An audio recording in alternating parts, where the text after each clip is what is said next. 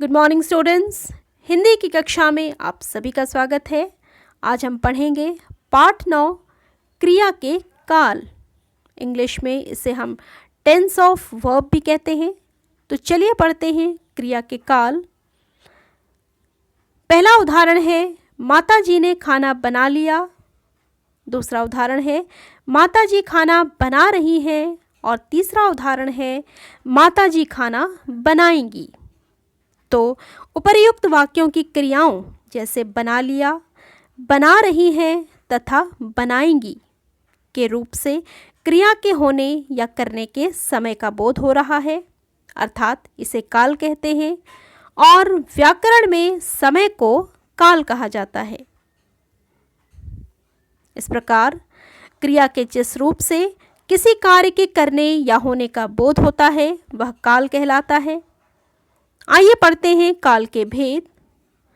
काल के मुख्यतः 3 भेद हैं: भूतकाल, वर्तमान काल तथा भविष्यत काल।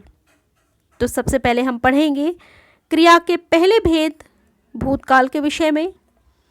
जिस रूप से काम के होने का बोध हो उसे भूतकाल कहते हैं।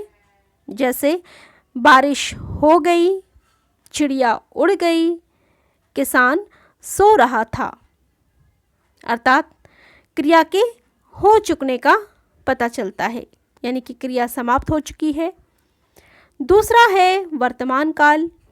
जिस रूप से काम के चलते रहने का बोध होता हो उसे हम वर्तमान काल कहते हैं। जैसे बारिश हो रही है, चिड़िया दाना चुग रही है तथा कुत्ता भौंक रहा है। इन सभी उदाहरणों में क्रिया के होने का पता चल रहा है। तीसरा है भविष्यत काल। जिस रूप से किसी कार्य के आने वाले समय में होने का बोध हो उसे भविष्यत काल कहते हैं।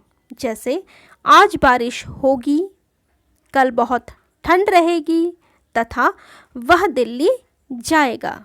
इन सभी उदाहरणों में हमें पता चलता है कि क्रिया जो है वो आने वाले समय में होने वाली है।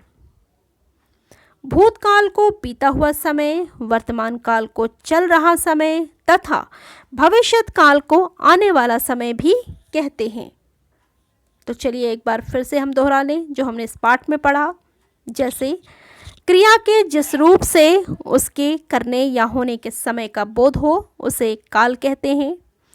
काल के 3 भेद हैं: भूतकाल, वर्तमान काल तथा भविष्यत काल। तो इस पाठ में बस इतना ही। धन्यवाद।